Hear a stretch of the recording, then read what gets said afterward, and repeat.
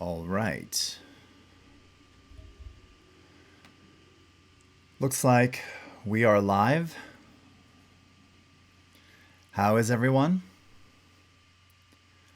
Let some people file in here before we get started on this lovely Monday. Of course, it could be Tuesday, so good morning, good afternoon, good evening, wherever you are in the world. My name is Jason Levine, and for the next hour or so, we're going to be talking about one of the latest features that has just come to Premiere Pro CC 2017, the Essential Sound Panel. Hey, Mr. Tiago, Eni, Philippe, Albin, very nice to see you. Hello, Kevin, Mariana. All right. Always good to see people. Andres, what's up?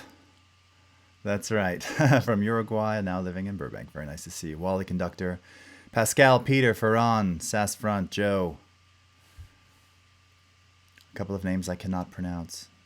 What's up, Bernard? Whom I owe a call. Harry, Travis, Ahmed.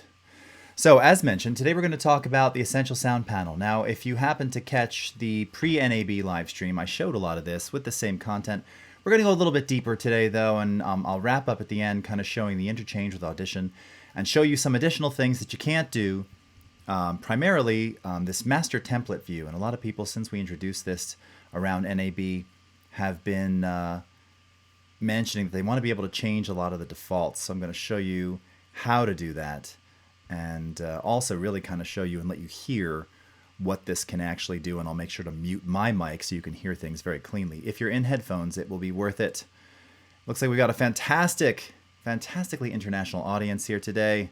Rupam from India, Stambo from Bulgaria, Gabriel from Sweden, Mark from Paris, Albert from Dubai, Mr. Mel, Mehuli from Zimbabwe, very nice to see you, Chris, Rupam, Ahmed from Egypt, Leif, Corin, Vasim, Wedge, David. It's really great to see you all. All right. So let's get started, shall we? And yes, Harry, we're going to talk a little bit about some presets as well. Sadat from Tunisia, very nice to see you. Vinicius from Brazil. Okay. So let's kick it, shall we? I don't know what that means. Let's get into it. All right. And this is interactive. You're already being extremely interactive, so thank you for that. And again, really glad to have you here on the stream.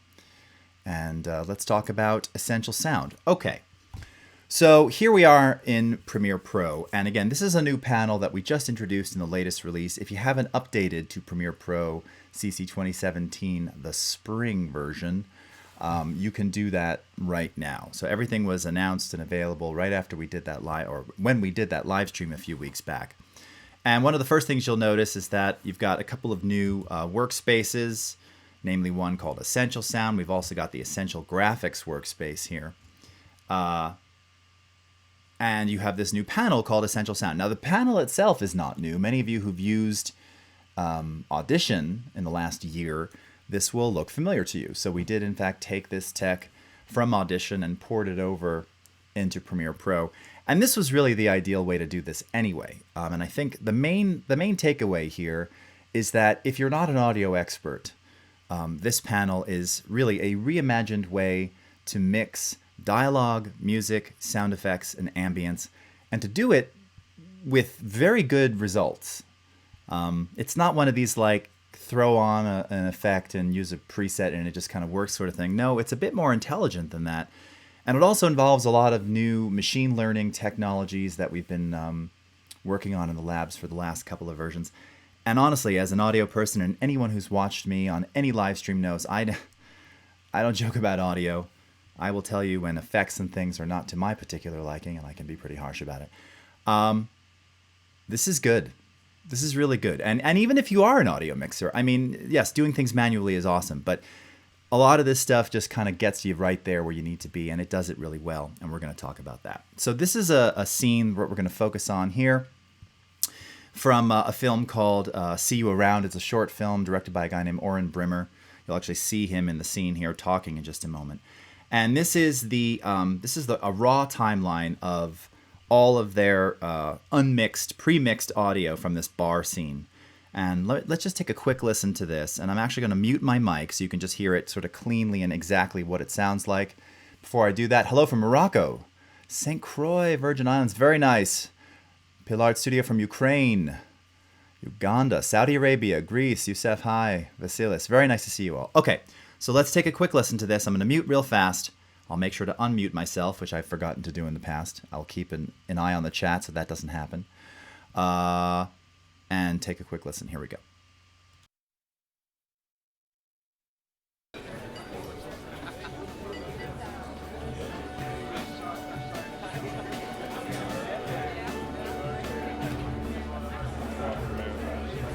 Hi, yeah, hi. I'd like to order, please. Okay. Great. I'd like an elderberry. Oh, actually, we don't have that. I've been here before and I've got that here, so. Oh, okay. Okay. So, as you can hear, the dialogue, first and foremost, the dialogue is kind of all over the place. And this is not uncommon, right? So we capture dialogue, whether it's on location. There's actually some ADR in here as well. You've got different speakers, meaning different people speaking. What's up, Leon? You've got everyone speaks differently, and whether you're on, a lav mic or a boom mic, or in the case of the studio, a proper, sort of mounted condenser, not all people speak the same, and they don't speak with the same dynamics, and they don't speak with the same loudness. So the first thing you'll hear when we listen to the raw dialogue here is that it varies, right? The girl seems to be a bit louder and a bit more consistent, although she kind of gets a bit too loud in parts and then softens. The guy talking at the bar, that's actually the director. This guy here, that's Oren Brimmer. He's really funny.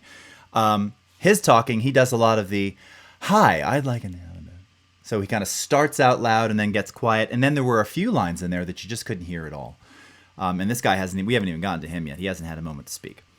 So part of the brilliance of Essential Sound is that it boils audio down into 4 main types that when you choose the appropriate type for the audio you're working on, it then gives you all the various or commonly encountered effects and filters that you would use to treat that type of audio. And you can see the 4 types are, if I zoom in here, dialogue, music, sound effects, and ambience. All right? Tornado, yes, we're not wrapping up, we're just starting. Yes, and Bernard, I will talk about reduced noise and some of those gaps. That's a great question. So we will definitely talk about that here. So first what I'm going to do, I'm just going to select all the dialogue. Now keep in mind, you do not have to do multiple selections. I'm just doing this to kind of showcase to you how I can start before I even begin actually mixing dialogue. So one of the things that I like to do is kind of match the loudness of the dialogue. And you'll notice when I select all of that, now all of these audio types become illuminated. So I'm going to choose and denote that these are all dialogue types. And when you do that, now what it does is it presents all these various things that you would typically use for dialogue, including loudness matching, which we're going to talk about, repair, which as Bernard just mentioned includes reducing noise, rumble, hum, and even de-essing or sibilance reduction, clarity, which is effectively dynamics processing or adding a compressor to a voice, compressor limiter, and then some EQ. There's even some speech enhancement here. That's neither here nor there. And then you can also add some creative ambient reverb here to kind of place an actor or a character or something inside the scene. Sometimes dialogue, especially if it's ADR, can be a bit too dry. So this is a way that you can kind of recreate the room sound that they're in, okay? So all of these things are kind of offered up to you right when you choose dialogue. And the first thing that we're going to talk about here is loudness auto matching. Now, why is this essential? Why is this cool? Well, again, when you start with mixed dialogue, you effectively have, again, everything is, it's not just the peak levels, right? Yes, peak levels will always vary depending upon what people are saying. It's more about the average loudness, the perceived loudness of what they're saying. And so what do you do when you mix dialogue traditionally? Well, again, typically in the Premiere timeline or wherever, you'll probably go in and adjust audio gain to kind of get everything sounding about the same. we're not even touching dynamics at this point. We're just trying to get those average listening levels to be about the same. Now, this piece has about 40 some clips of dialogue here, so there's a lot of time invested in doing that. Well, with Loudness auto matching, this will automatically, in a single click, analyze all of those dialogue clips and their loudness values in LUFS, which is the new standard that we're sort of measuring to. We don't really use dBFS anymore, particularly for broadcast.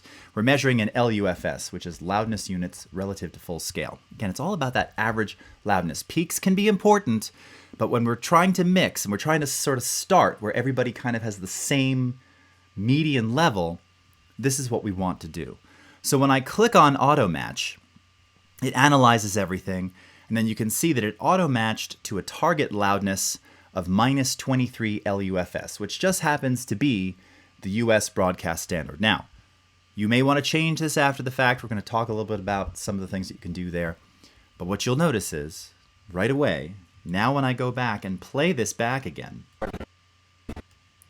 and let's start right here, right where the dialogue comes in, instantly you're going to hear what it did, and it's such a dramatic difference because suddenly all the dialogue is kind of the same level. It's in the same space, and it's the same starting point to where now we can begin actually refining and fixing and, yes, EQing, as Rob says. Robzilla, what's up? All that dialogue. All right, so I'm going to mute myself again so you can hear it nice and clean. Take a quick listen.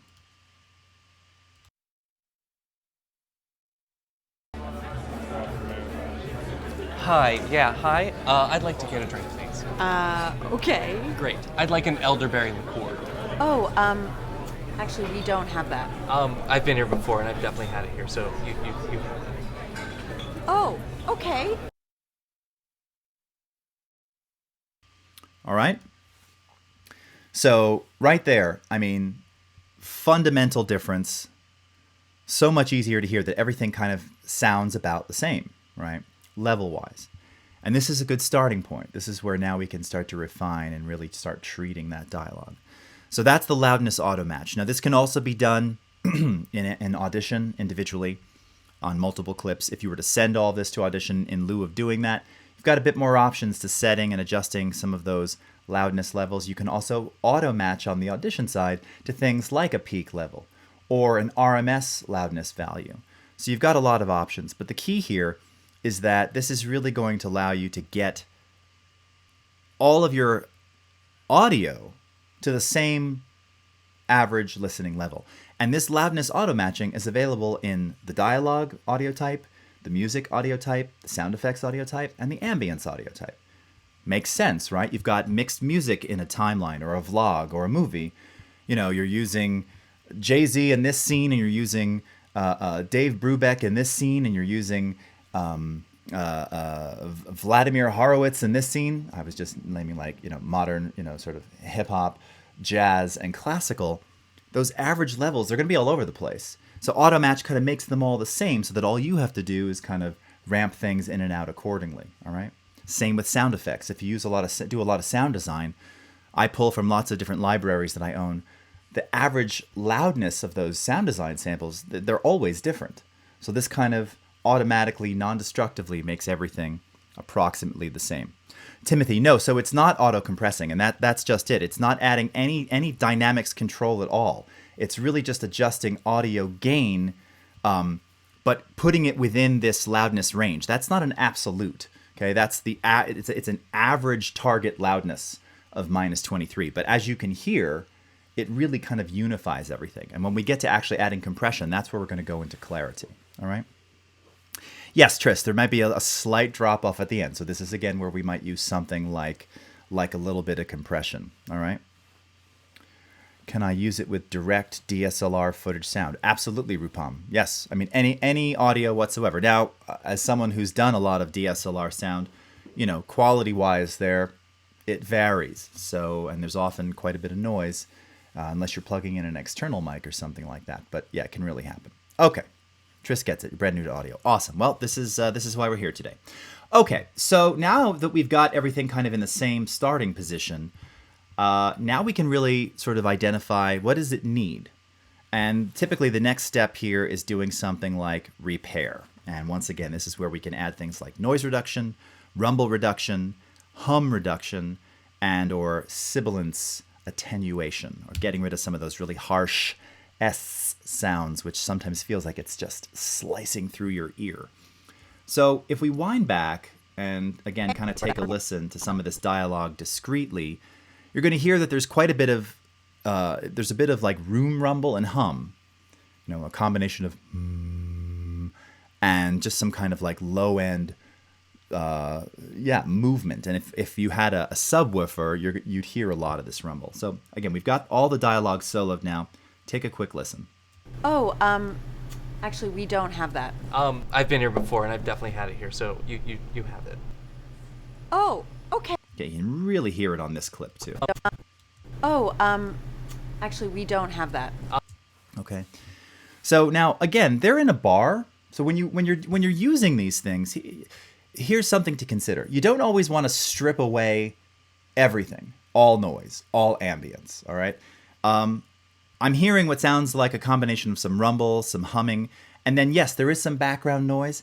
I don't know that that noise is necessarily a problem. They are in a bar. You do want it kind of a bit more lively, even though, again, you can always fly those things back in, and I'll show you that in 20 minutes or so when we get to sound design here. You just have to kind of decide what it is that you want to do. But the first thing that really struck me was the rumble and that persistent hum. So with everything kind of still selected over here, and again, I don't have to do it across all clips. You can do it one at a time. You'll see that we can simply enable reduce rumble and reduce hum. And when we do that, I'm just going to first start by setting these to some values that I know are pretty good. Now, again, we just see a single slider here. So it looks like this is like no rumble reduction, maximum rumble reduction. Let's go about, just about 2/3 in. Let's do about 6.5 on rumble. And the hum, I'm going to take this down. Now you can adjust these as it's playing as well. It would be hard for me to do that while I'm talking and explaining. So I'm just going to set these arbitrarily though. And what I'm going to do is I'm going to play through it again, but I'm going to enable and disable the repair switch here. So I'll start with the repair switch on. So you're not going to hear that rumble. And then I'm going to turn it off, and suddenly you're going to hear all of what was there. By the way, for our friends, I'm of course coming to you from the West Coast in the USA. You'll notice that we have both 60 hertz for North and South America, also known as 60 cycle hum, and then 50 hertz for Europe, Asia, and Africa. Okay, so very nice that we kind of give you those little tooltips there. Anybody who does a lot of audio knows that already, but that's the difference. So automatically, if you're capturing on the other side of the pond, as we say, you're going to be focusing more on a 50 cycle hum. And there's ways that you can also visually identify that in Audition, which is quite fun if you've never done that before. Okay, so let's start by doing this. I'm once again going to mute myself, and I'll click on and off this repair button and take a listen. And you'll hear this stuff kind of getting louder, softer and pay attention to as I'll give you like finger up for on, finger. You're just gonna have to pay attention. My fingers are not doing what I want. You'll hear it obviously enough. All right, here we go. Let me go mute myself.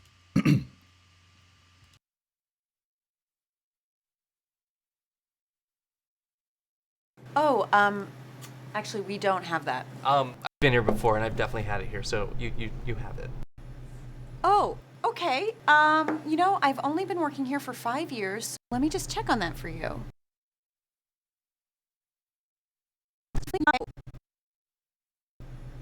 Oh, okay. I've only been working here for 5 years. Check on that for you. Okay. So again, the key here is reduction, right? So we are reducing the amount of troublesome rumble and hum. And as I said, these clips are very, very short here. So sometimes it's if you're kind of listening intently, you can adjust those sliders as I did, and you'll see it'll kick in more of the reduction, more of the hum reduction. Now, in talking about noise reduction, since Bernard brought this up before, this might be a candidate for using some noise reduction. And it works the same way, where if we turn this on, and let's just start it at around 5.0. Let's play this clip back right here and see what this does, okay? Take a quick listen to this, and I'm going to mute myself again. Thank you.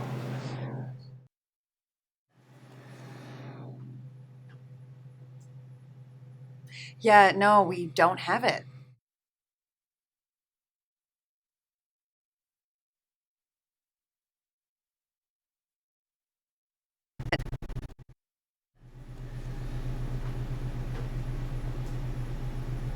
Yeah, no, we don't have it.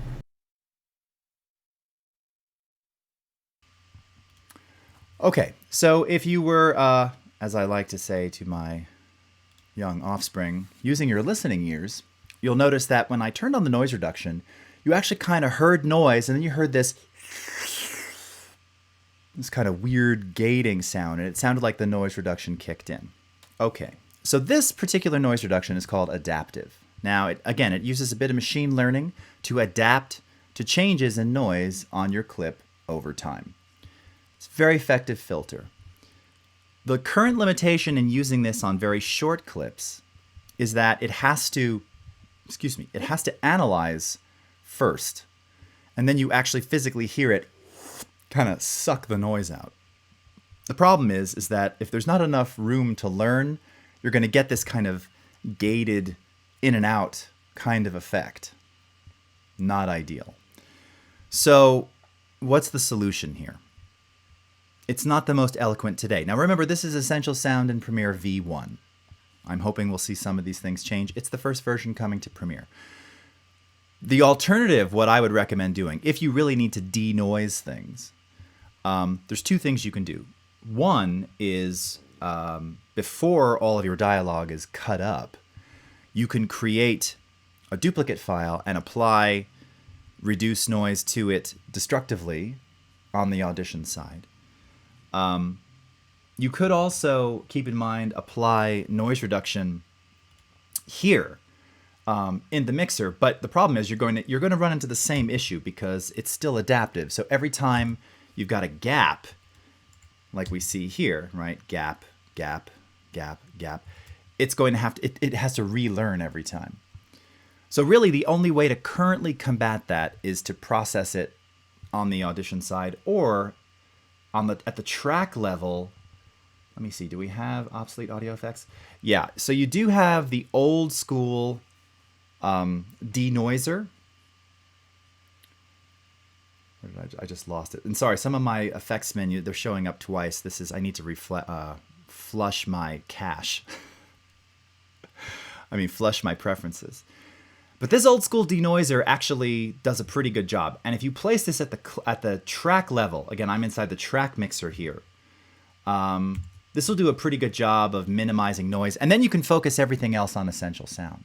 Now that speaks directly to what Essential Sound is actually doing, because in fact, it's applying effects at the clip level non-destructively, not at the track level. And what do I mean by that? Well, if we go to Effects Controls, and let's just select this clip here, what you'll see is that we in fact have the FFT, which represents the D rumble filter, the D hummer, which is a specific, again, an FFT-like EQ notch filter, and adaptive noise reduction. And you'll see that you have the ability to edit these.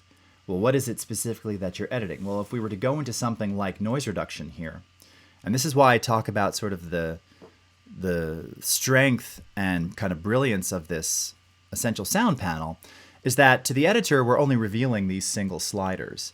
But when I move that single slider, watch what's happening inside the noise reduction panel here. It's actually reconfiguring multiple parameters simultaneously. So it's not just, for instance, if we were to look at this here, right? This is reduce noise by. It's not just saying, okay, yep, reduce it by 40 or reduce it by nothing. That's what one slider looks like, right? That's kind of the impression that you get. But in fact, it's reconfiguring multiple parameters. So this is the AI, this is the machine learning behind all of these effects and filters. Some of them obviously don't need it like others do. But this is effectively what's happening regardless of what you're using. So similarly, if we go into something like dynamics, which I'll show you now, this is where this gets really, really, really cool and really useful. So let's just quickly here, I'll pull this up as well. Here, let me just select one and show you here. I'll turn on dynamics. We'll go into edit. And once again, here, this is, again, now applying our dynamics processor, i.e. compressor limiter gate. Okay, I thought you were saying my need a mute button on that mic. Yeah.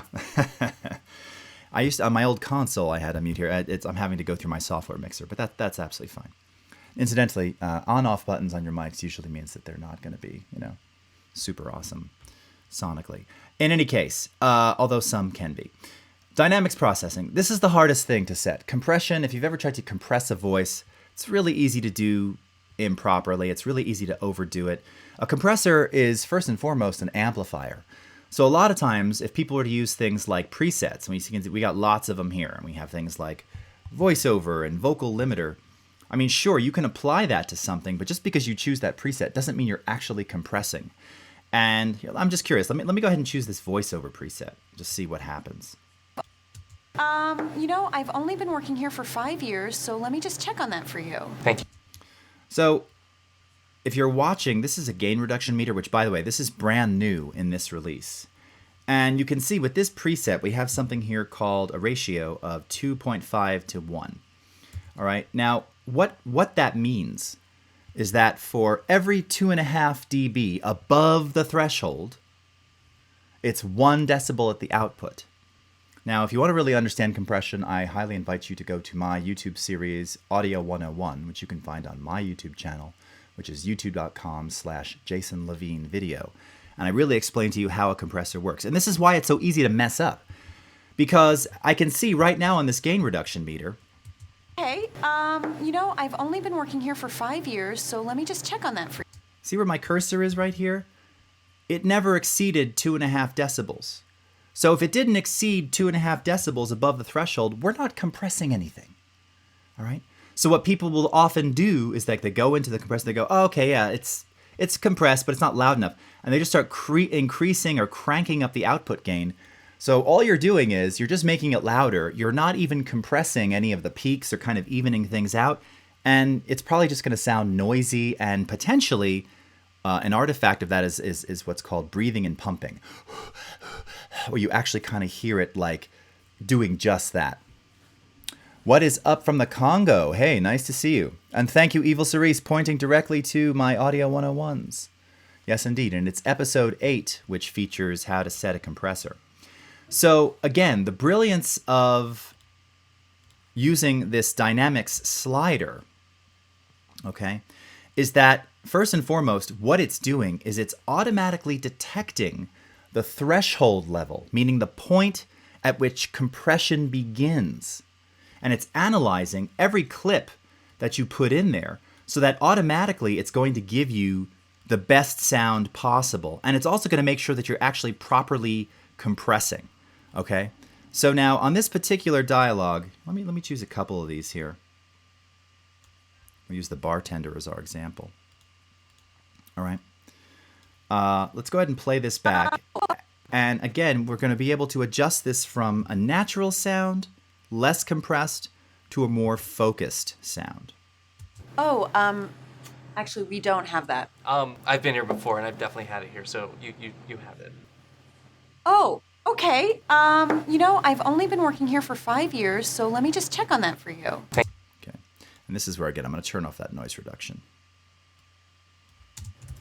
Oh, okay. I've only been working here for 5 years, so let me just check on that for you.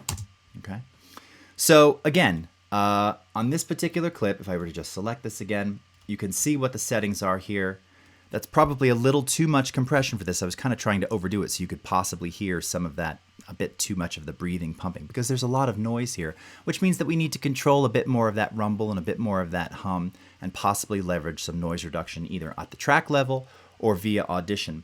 But the key is that if you've got your vocals, particularly if they're nice and clean, this dynamics processor is really going to do the trick very, very quickly for you. And it's going to do it intelligently. And it's also going to prevent a lot of those issues because it's learning the threshold levels of the clips themselves. Okay? All right. So that's a little bit on the dialogue. And again, this is not something that, you really want to go back and listen carefully. I'm trying to do this quickly, and it's hard to kind of disable and re-enable my mic each time to let you hear. I'm revealing these features to you. So try this immediately, okay? Now, additionally, at the top, someone mentioned at the beginning presets. I'm going to point out a little bit of this here. So you'll see that we've got things like balanced female and male voices, clean up noisy dialogue, and then you've got sort of stylized presets from the telephone, from a television, in a large room, in a small room, make close up, make distant. So if you choose one of these, let's try make close up.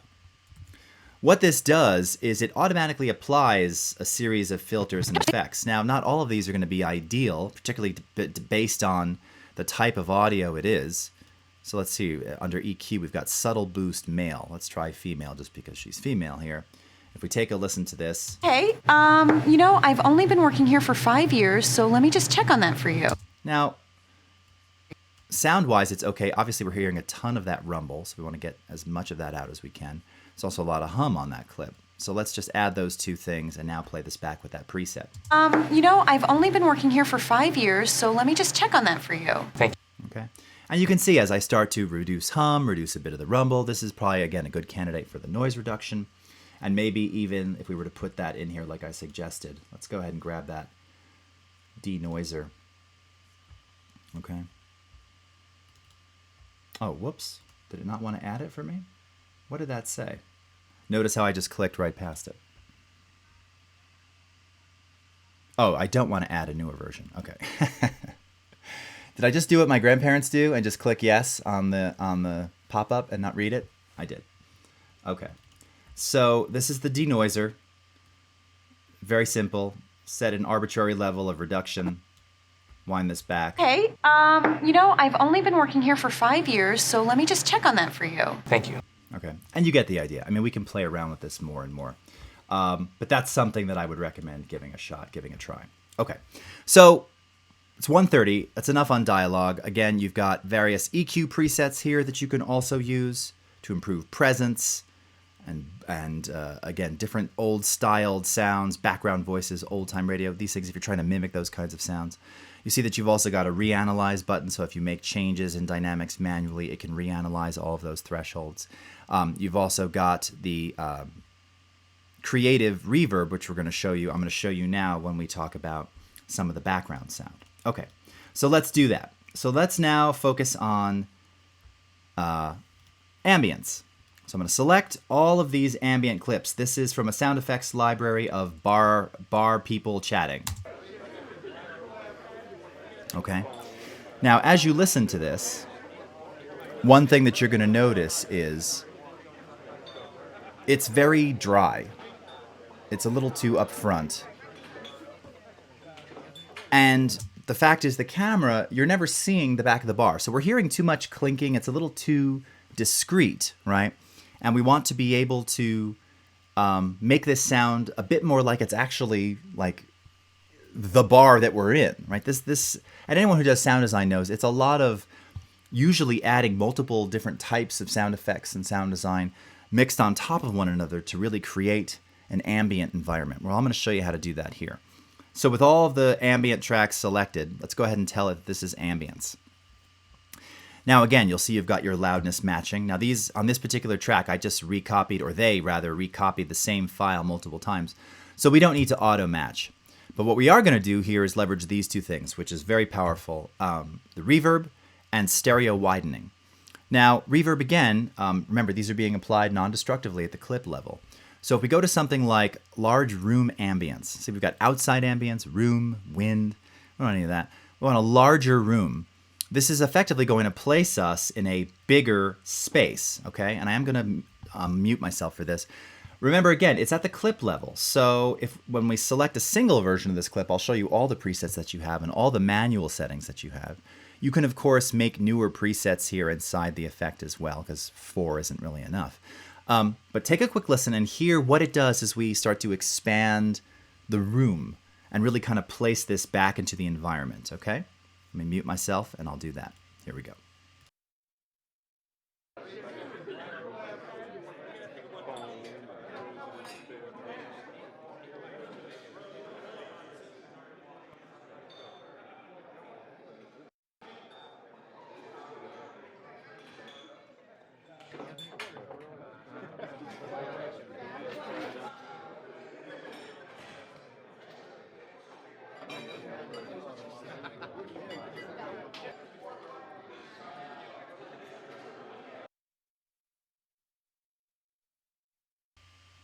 Okay, so could you hear that as I was raising my finger for on and doing this for off?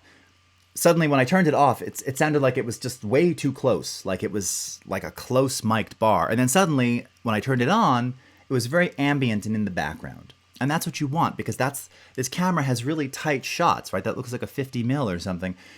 You're not going to hear discrete clinking and talking. You're going to hear, it's going to be kind of muffled and echoey. That's what you want, okay? And again, if we were just to sort of look here at the individual clip level, here it is with the studio reverb applied, okay? And again, you've got lots more presets in here, many of which I created. I think you'll find a lot of those useful. And then you've got all of the various settings. You never have to touch any of these, okay? It's just the idea that they are there for you if you want more control.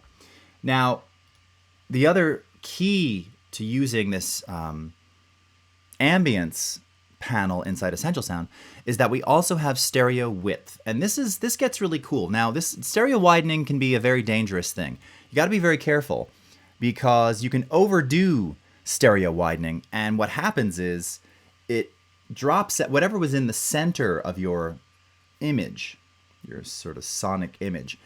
As you widen stereo, the center starts to drop out. It starts to be sort of pulled down. That can be bad for music and things, particularly where vocals and a lot of vocal content is generally panned directly in the center. Stereo widening for ambience, however, can be awesome because what it does, and I heard someone kind of say this in the chat moments ago. And hey, Leonardo, how are you doing? Nope, not too late, man. And hey, Pierre-Julien. Why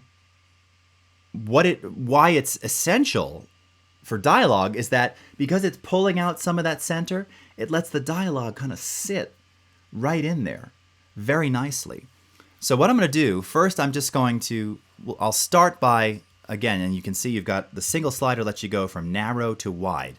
I'll start narrow, I'm going to widen it, and then I'm actually going to bring in the dialogue.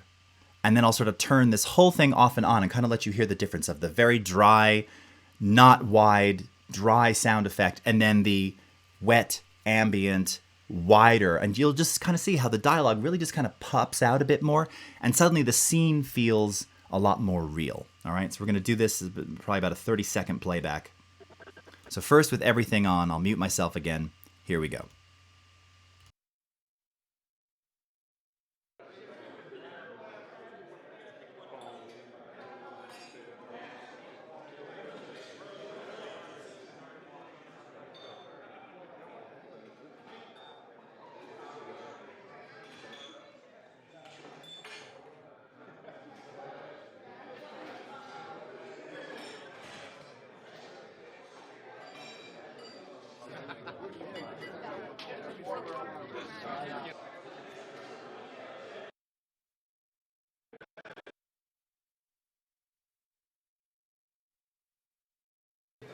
Hi, yeah, hi. I'd like to get a drink, please. Okay. Great. I'd like an elderberry liqueur.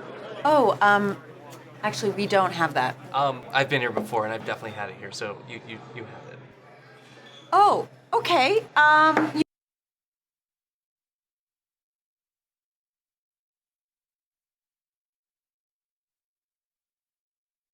didn't say much. I just said, oops, sorry, I got to take off some of that noise reduction that we don't need. So, could you hear that? You want to see the rest of this flick? Rob, totally. So you definitely want to check this out. You can find it on Vimeo, and I believe it's on YouTube as well. Again, it's called See You Around by Oren Brimmer. It's really funny. It's 22 minutes. You can read about it on IMDb. It's really, all through NAB, I was laughing at the stuff. But could you guys hear that? Could you hear that, first how everything got wider, and then when I turned off everything, it was kind of like, it sounded weird, right? It just sounded like someone was recording something, like they had their iPhone on the table in a bar. Didn't sound good. Turned everything back on, now it was kind of echoey and in the background and very wide. And then I put the dialogue in there, and the dialogue really just sat in there. And then when I turned it off, the sound effects were competing for the dialogue because it was too discreet. So that's why that creative section, adding some of that reverb, is so important, because it really allows you to place whatever sound effect, whatever character, into a more realistic matching environment, right? And this is why I say when you do ADR, dialogue replacement, you're doing it in a studio, so it's really dry. You wouldn't be able to just insert that into this timeline. You'd want to add a little reverb in there because it has to have some kind of echo, some kind of noise, grit, ambience to fit into the scene. Okay, so that's what we're using it for. And again, a little goes a long way. You see only the one slider here, but I showed you via the effects controls how to access everything. Now, similarly with stereo width. Now, this is something that's very important to point out, is that it's very easy to overdo it, and you want to be careful. I was doing it sort of a bit extreme here to just really prove a point. Again, some of you in headphones would hear it. If you're on speakers, it's a little bit more difficult to hear or to just perceive quickly over the stream. But this is one of those things that you don't be careful. Just be mindful that it's very easy to overdo. As I said, though, for background sound ambience, it's actually, it can be quite wonderful because it's going to scoop out a lot of those mids effectively to allow dialogue to sit there a bit more nicely. Okay, but just be mindful that you don't, if you're up at 300%, I mean, there's very few times I'll use that much. Not that I've never. Just be aware that you can overdo it. What's cool inside the effect itself is that you actually see, because often, as I said, the center begins to drop out, you can kind of control some of the actual center channel information as well. So as you're pulling the left and right apart and that center's kind of moving down, you can kind of sort of reposition some of that and move it around a bit, which is kind of nice, and preserve a little bit more of that center channel info. Okay? All right. So would you layer ADR with the mic audio? Yes, and in fact, Mark, there is layered ADR. So there's a bunch. It's mixed in the timeline here. Now, would you put them on top, like playing simultaneously? No. Would you play it? Let's say you captured the room tone of the bar itself. Okay. And again, if you've ever seen when they do these things on set, there's generally no one's actually talking or anything. It's silent, right? All the bar noise is kind of flown back in. Occasionally, there's like rustling. Obviously, people have to move. Usually, though, on set it's silent. However, all that buzz and rumble and hum, that's the kind of stuff that you have to deal with. Just depends how it was recorded. If you're working with wireless and lavs and booms and things, interference, dirty power connections, cabling at various lengths, you can end up with those kinds of things. But in any case, if you had recorded just room tone, that might not be a bad idea to layer underneath the ADR. But generally, again, I try and recreate it with the reverb effect, and try and, and this is where, again, if you look at some of the presets that we've got here. So, a hall, that's obviously going to be very echoey. Room ambience, this is going to be more like, again, sort of think of it as a big living room, not echoey, but just it has some reflection. Mastering reverb is going to be a very small type, bright, reflective kind of sound. Outside club, this is going to be a bit more like what a bar noise would be. It's going to be a bit muffled sounding. It's not going to be bright. It's not going to be clear because it's meant to kind of like as if you're outside the club, right? And you're hearing, you don't really hear discrete anything. It's just kind of noise, So these are sort of good starting points if you want to experiment with that. Okay, doing great on time. Yes, indeed. Oh, hey, Jenny Appleton, yes. Already called it out many times. Jenny's posting it in there. If you haven't heard me say it yet, and you can find it on Vimeo. And as I mentioned, that's Oren himself. I invite you guys to check out how he refers to his character in IMDb. It's very funny. I won't give it away. You wouldn't use those room profiles on dialogue, would you? Well, again, probably not. But let's see. I'll select a piece of this dialogue here. I think we have the same presets in there. Oh, there's even different ones, you see? So like here, you might want small dry room or warm room, or, you're not going to do auditorium or church or large reflective. They're just going to be too big. So here, if we were to zoom back out, let me just solo the bartender again. Let me just see what we've got on her. I'm going to get rid of the dynamics. Give me a second here. Don't want that. I don't want that. Okay, I'm just going to select these three. Turn on some, whoops, not EQ. some reverb, and let's start with something like a warm room. Let's see what that sounds like. Oh, okay. You know, I've only been working here for 5 years, so let me just check on that for you. So did you hear? I mean, now again, I brought it up a bit high there. It's a bit reflective and a bit echoey, but maybe when it comes back in here, maybe I've got it much lower. Let's take a listen to this and see.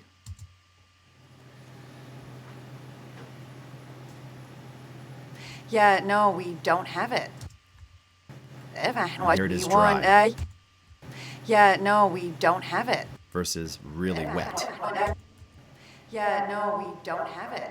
Okay, so it's really going to be, you're just going to have to play around with some of these, and it reveals different presets based on the different content that you're using. All right, what's up, Vanessa? So if I had a soundboard audio use the reverb versus layering cam audio and soundboard. Yes, you can do different types of layering, exactly. Yep, totally. Okay, all right, so now we've done dialogue, we've done ambience. Incidentally, sound effects, really not much additional stuff to show there. I just want to point this out here. If I were to go to one of these alternate ones. Sound effects, it does the same thing. It gives you loudness auto matching and reverb. The difference with the sound, when you choose sound effects specifically, it also gives you access to the panner. And really what this does is this is just a more simple way to adjust panning sort of statically on the clip, at the clip level. You know, if you want things to kind of move left to right, you'll still keyframe that in the effects controls. But the last thing I wanted to show you here, and before we send it over to Audition, I'll show you a couple of the power user features, and then I'll play you the before and after. Oh, and I meant to duplicate the before. Ah, crap. Okay, that's fine. Oh, but actually there's a very easy way to do that. So here, let me do this. I'm going to clear the audio type. Get everything off of there. All right. Takes everything off. That's a nice little power user tip there. Some people are asking me at NAB, what if I set a bunch of things like loudness and I want to undo it all? Just clear the audio type. It'll wipe away everything you've put on there. This will kind of put us back to ground zero so I can show you a good before and after. Okay. But I want to focus on music now. So let's go into music. Tell it that this is music. Once again, we'll kind of solo this. Take a quick listen here. Oh, actually, we don't have that.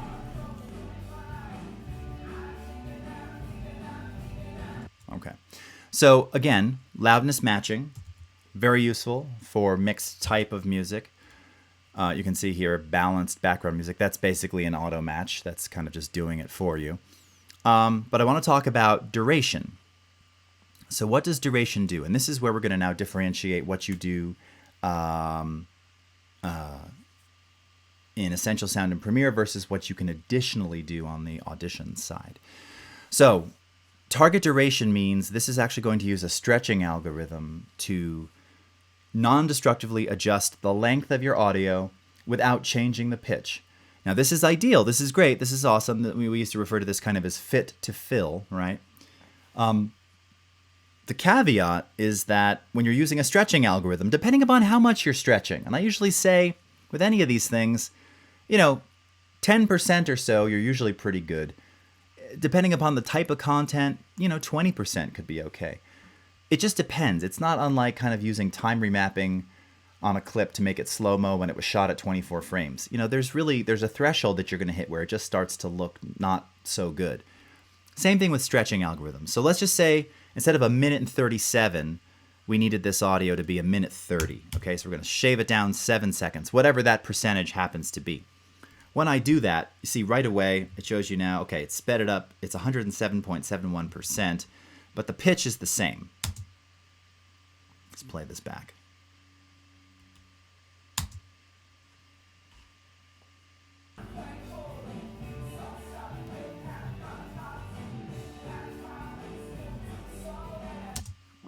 Okay, really doesn't sound any different. Maybe I'll make this a little bit louder for the moment just so you can hear it a little bit better.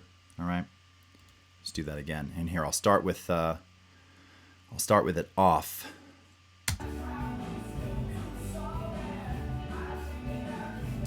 Okay, And then here it is with the new target duration.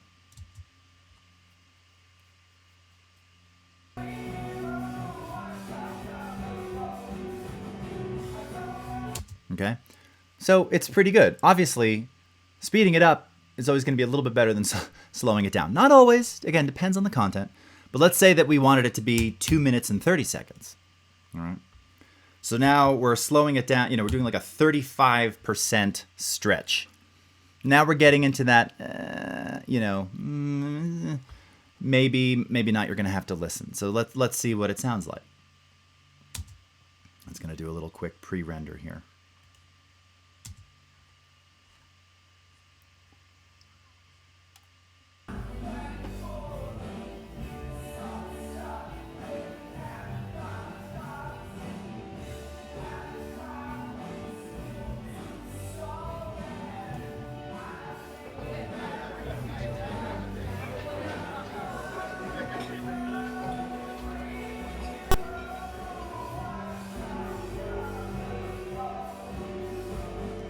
Double checking? Oh, well, because you blinked your eyes so tight and really asked, I will double check for you. All right. So actually, it starts to sound pretty good, So again, the stretching algorithm, you're just going to have to play with it. Sometimes it'll amaze you. It'll sound amazing. Other times, it may not sound to your liking. So for that, this is where we're going to go to Audition. So I'm going to turn this off. I'll leave everything else on that I have on there. And here I'm just going to enable some of these so we've got some other settings. And let's go up to the Edit menu and choose Edit in Adobe Audition Sequence. Now, you've had this function before. We're going to send the entire sequence over. We'll send it through Dynamic Link. What's new is that under Audio Clip and Audio Track Effects, you now have multiple settings. So you can transfer everything that you've done here non-destructively, even using third-party effects, everything in Essential Sound, even like the state that you left the tracks in, will transfer over non-destructively. This is so good. There were some elements before that didn't quite do that. Now it's everything. And then you have the option to render clips with non-transferable effects. Render all, remove all. Really nice. And the same at the track level. Transfer settings or remove all. Okay. Pan and volume, that's all of your, again, if you've done any volume keyframing or anything like that, all of that will carry over non-destructively. And David's saying too much so. Yeah, I mean, exactly. It sounded okay, but it sounded like the band was, popped a bunch of pills. And that might not be what you want. Maybe you just want to re-edit the song to be 2 minutes and 30 seconds. And this is what we're going to show you in Audition right now. So let's go ahead and click OK on this. It's going to prepare the sequence data. It's then going to create a new session in Audition for me. It will then open up Adobe Audition. And again, the state, the colors, all the settings that we have here, they will all transfer over. Now, Diego, someone's asking about proxies. Can you use proxies with this? Is that what you mean? Yes, you absolutely can use proxies for your video files. Highly recommended, especially if you're working on a laptop or a machine like mine. So again, look, here we are. And remember, I had the music track soloed. Notice even the colors are the same. I had 3 of the 4 dialogue clips and the ambience. Remember, I was just doing this. We can go back to Premiere and you can see everything's in the same, it's all in the same soloed and muted state. So everything that you did over there is now over here. All right. Here, let me just, I'm just going to change my screen so this looks a little bit better. Oh, no, it was better before. Okay. I'm not going to worry too much that my workspace has changed size a little bit. All right. So now that this is over here, let's select this music again, and I'm actually going to clear the audio type and select music because this is what I wanted to show you. So this is called Adobe Audition Remix. Now I've done streams on this before. Notice again, the volume keyframes, they're here, non-destructive. They just look a little bit differently than they did on the Premiere side. What's cool about this is that now when you go into duration, you'll see that you have the stretch option, but you also have remix. And what Audition Remix does is it analyzes the audio and then it finds ideal places to perform an edit. And then based on the length that you select, it re-edits and effectively dynamically recomposes the track with seamless edits non-destructively right on the fly immediately. So very super powerful. So again, let's say we wanted this to be, instead of a minute 37, let's say we wanted this to be 39 seconds in duration, okay? I hit remix, and now what you can actually see, these wiggly lines that you're seeing there, these represent non-destructive edit points. If I go to something like favor shorter segments, now you're seeing that it's done multiple edits in multiple locations. And if I were to wind over here and play these, take a quick listen. I'm going to make this a bit louder so you can hear it a bit better, and see if you can hear the edits. Or see if you're hearing nothing. Hold on. Yes, it always helps to have.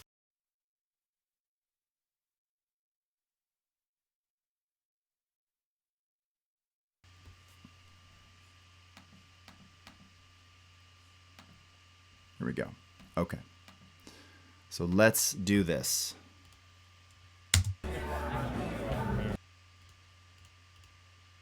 I'd like to.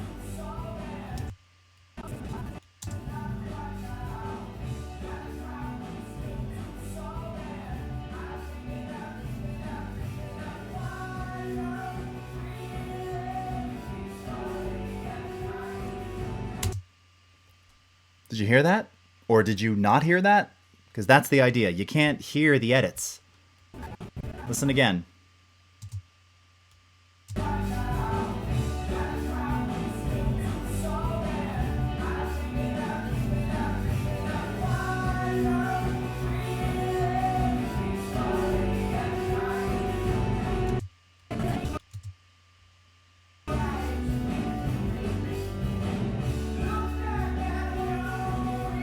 Okay, that one is not quite as good because it's cutting on some vocals there. 4 out of 5 ain't bad. 2 out of 3 ain't bad, said Meatloaf. So again, it dynamically recomposes. Now you can reconfigure this if you go into the remix panel, which is inside properties. Now you're going to get even more composition options. So you can adjust the edit length. So again, I can say we want it like super short edits. I'm down here at the bottom of the panel. I can determine a minimum loop, meaning this music has a beat, right? It's got drums. So it won't make an edit that's any less than 8 beats long. This is a song as in 4/4 time, so that means 2 bars. 1, 2, 3, 4, 2, 2, 3, 4. It won't make an edit that's any shorter than that, okay? And you can say, okay, yeah, make the edits, 16 beats. And you'll see it kind of reconfigures there. And if we go ahead and play these back, let's take a listen.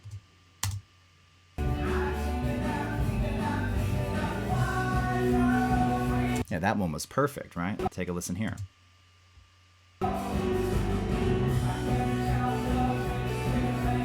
So good. Oh my God. It even did it on the crash cymbal there. Listen. Probably some other part of the verse.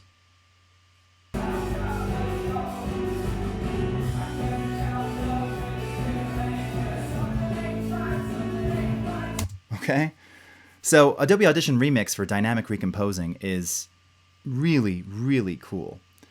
Is it possible to import SFX directly into Premiere? It is not, but of course you can send your session from Audition to Premiere Pro. And you can send the session either as individual file stems or a composite mix. You'd probably want to do stems. Hoping that we get dynamic link at some point going the other direction, because that would be the way that you do that. Leonardo likes that. Epic win. Yeah, it's crazy, man. And again, is this going to do it every time magically? You just have to try it. It's one of those things. It can really shock you in how good the edits can be. Here's the other amazing thing. Let's say that you do it and you want to make manual changes to the edits themselves. You like the edit points, but you want to shift things around. Because remember, it already found the best point to edit on a beat, or wherever, on a beat, between the beat and the verse.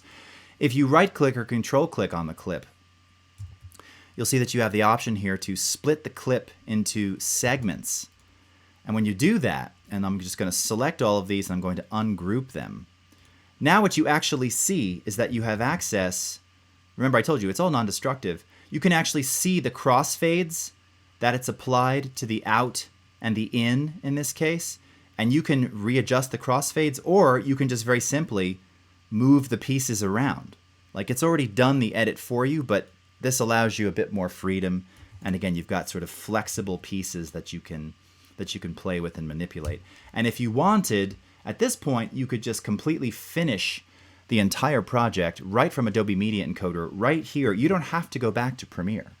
So if you're actually looking for an audio finishing workflow, or one of the examples we've given is the editor starts, they use Essential Sound. Remember, all the stuff that we've done in Essential Sound, it's still here, right?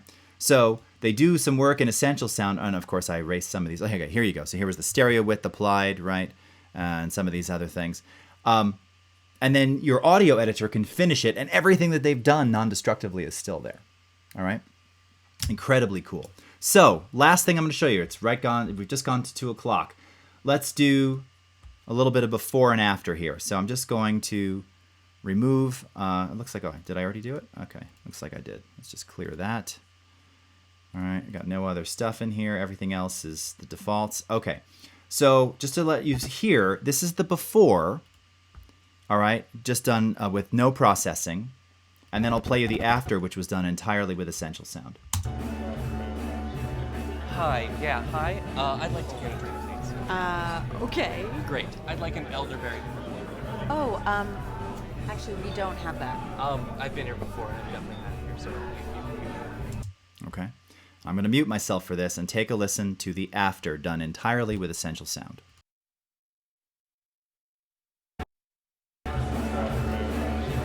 Hi, I'd like to get a drink, please. Okay. Great. I'd like an elderberry liqueur. Oh, actually, we don't have that. I've been here before, and I've definitely had it here, so you have it. Oh, okay. I've only been working here for 5 years, so let me just check on that for you. Thank you.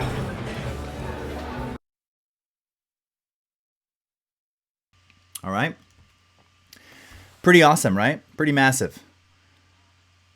Vanessa, yes, that is a metronome in Audition, if that's what you're referring to. So you can have a live metronome when you're recording audio. It's not MIDI based, but it is a metronome. So pretty cool. Your silence says it all. Oh, thank you so much, Abdu. I really appreciate that from Algeria. So my friends, that is essentially the Essential Sound panel in Premiere Pro. If you're a non-audio person, it allows you to identify audio by type, dialogue, music, sound effects, and ambience. We give you a whole series of effects and filters that you would commonly use to treat that type of audio. It's all non-destructive. Even though we reveal single sliders, it's applying clips non-destructively at the clip level. It's applying effects at the clip level.